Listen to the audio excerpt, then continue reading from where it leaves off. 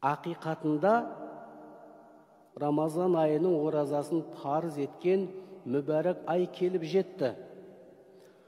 Бұл ай жәннат есіктерінің қақпасы ашылатын, тозақ есіктерінің қақпасы жабылып, шайтандардың барлығы кісенделінетін, осы айда 1000 айдан да қайырлы түні бар, қасиетті Рамазан айы дейді.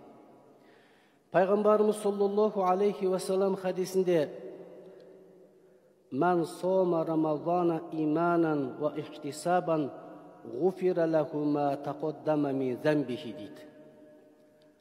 Кім Рамазан айының оразасын иманыменен, шын ықыласыменен сауабын үміт етіп ұстайтын болса, Алла Тағала ол бенденің өткен күнәларының барлығын Алла кешіреді дейді пайғамбарымыз.